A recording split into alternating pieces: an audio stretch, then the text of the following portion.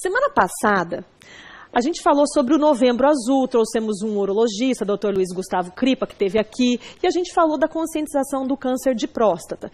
Hoje nós vamos falar do pós-operatório, gente. O que o paciente deve fazer depois que retira a próstata? Por isso que eu convidei a Edine Kitahara, que é fisioterapeuta e trabalha muito com esses pacientes, né, Edine? Boa tarde. Boa tarde, Fer. Tudo bem? Tudo bem, e você? Pode. Mais uma vez, obrigada pela tua participação aqui com a gente. Eu que viu? agradeço. Ô, Edine, tem muita complicação depois que o homem tira a próstata?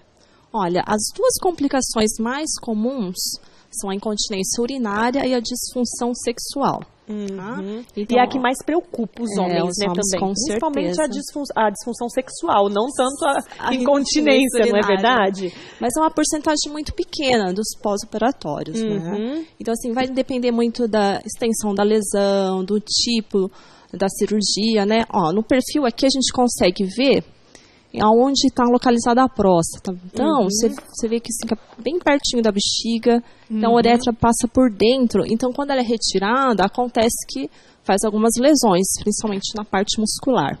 Se acontece a lesão nervosa, aí também pode acontecer uma disfunção sexual. Entendi. Mas não sempre, é uma porcentagem muito pequena das cirurgias. Que tá? bom, né? É uma notícia boa para os nossos homens aí. Isso. E a gente já falou disso aqui, mas eu queria que você até repetisse, que eu acho importante nesse mês aí que a gente está conscientizando mesmo.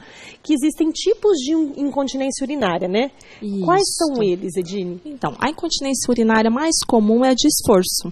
Que é aquela que a gente tosse, espirra, vai pegar um peso, agacha, faz pressão abdominal, acaba escapando um pouquinho de urina. E também tem a de urgência. Quando dá vontade de fazer xixi, temos que ir rapidamente ao banheiro, senão você não consegue segurar. Essa incontinência por esforço, que é a primeira que você falou, de espirro e tudo, mesmo que sair assim uma gotinha, já é considerado incontinência ou tem que sair para molhar mesmo cueca ou calcinha, enfim? Não, qualquer tipo de perda involuntária é considerado uma incontinência urinária. Entendi. Tem que for um pouquinho. É porque às vezes a pessoa está espirrando, daí, deu um pinguinho só, isso aí não é nada. E já pode ser, já é, né, na verdade, uma incontinência urinária. Isso, então tem a por esforço, que você falou, a por urgência, que é aquela pessoa que não consegue segurar, né? Isso, quando dá vontade tem que sair correndo, dá uma urgência muito forte. Entendi. E a mista também, que é a mescla dos dois tipos. Entendi. De esforço com urgência, também é bem comum acontecer.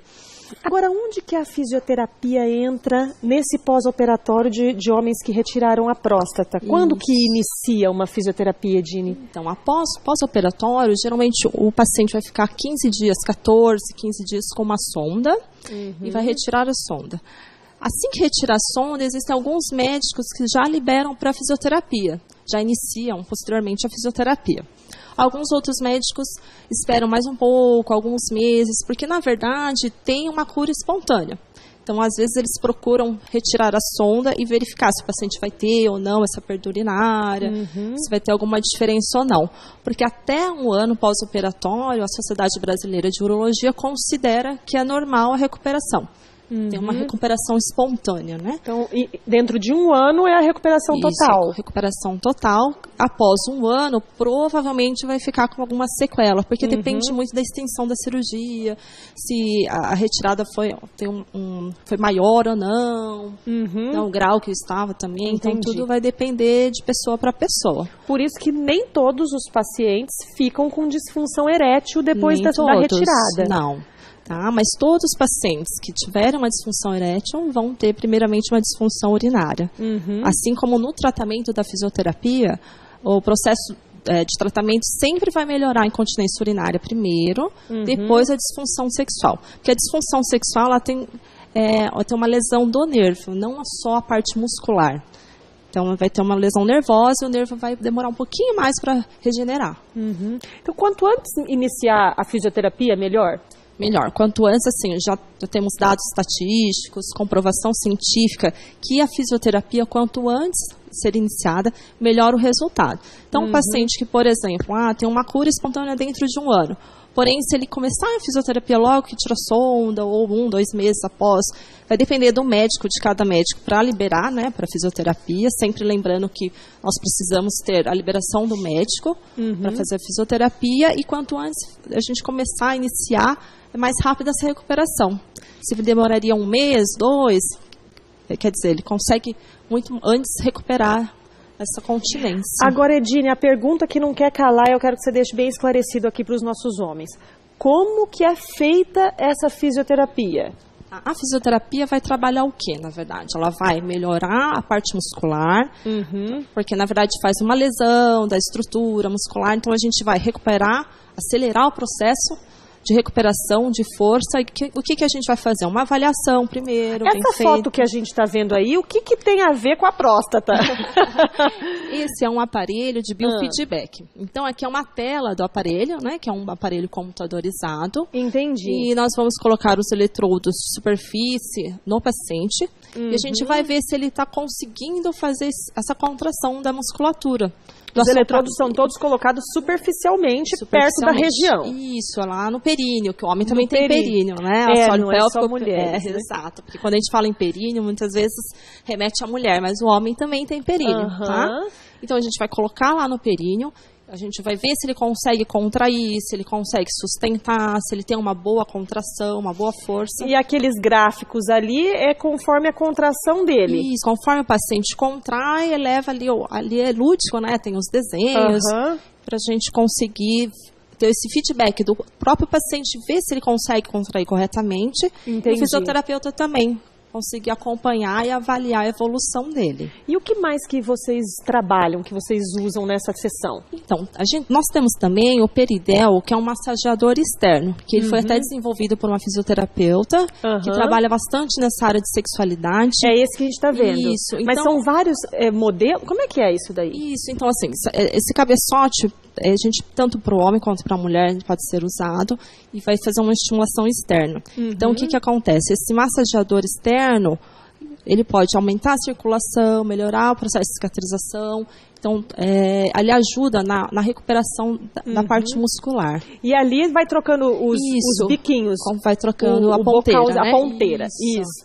Muito legal, Edine. Quanto tempo dura mais ou menos uma sessão de fisioterapia? Olha, depende muito de paciente para paciente, mas geralmente a gente recomenda uma sessão de 45 minutos, 2 vezes no mínimo por semana, inicialmente. Tá? Então, conforme a evolução do paciente, nós vamos vendo, não, já consegui melhorar, estou conseguindo segurar mais a urina. E a evolução geralmente acontece da seguinte forma, ela começa a melhorar à noite, na hora de dormir, porque geralmente esses pacientes ficam com fralda geriátrica, diário, né, todo dia, constantemente. Então, à noite começa a melhorar, porque ele está deitado, não faz esforço, então acumula mais urina, então consegue segurar melhor. Depois de dia, manhã, e por último à tarde. Então, geralmente começa a ter essa evolução. O paciente consegue perceber a evolução aos poucos. E você tem uma média, assim, de em quanto tempo o paciente vai estar de alta já da fisioterapia, vai estar show de bola, curado, perfeitinho? Depende também muito do paciente, porque tem paciente que tem uma perda pequena. É uma perda assim, que ele usa só uma fralda por dia, então a gente sabe que esse paciente vai necessitar poucas sessões. Agora, existem pacientes que trocam 3, 4, 5 fraldas por dia. Esses pacientes a gente sabe que vai ter a longo prazo, questão de meses, às vezes anos, né? Mas sempre tem uma melhora. Nós observamos que sempre tem. De qualquer forma, vai melhorar. Então, assim, não precisa ter medo, viu, homens aí, meus lindos que estão assistindo a gente, não precisa ter medo de fazer fisioterapia. Vai melhorar, só vai te beneficiar, né, Edine? Tem pacientes que após 1 ano, que é aquele período que a gente fala que é o melhor, que vai recuperar, existem pacientes que após 1 ano ainda tem perda, pouca, mas tem. E já atendi pacientes com 2, 3 anos pós-operatório, que não sabiam da fisioterapia, procuraram e melhoraram, ficaram sem protetor, sem fralda, então tem uma melhora.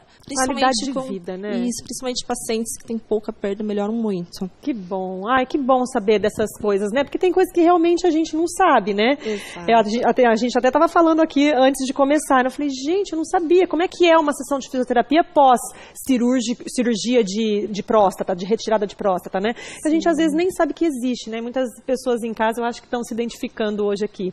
Obrigada, viu, querida? Que agradeço, Muito obrigada mesmo.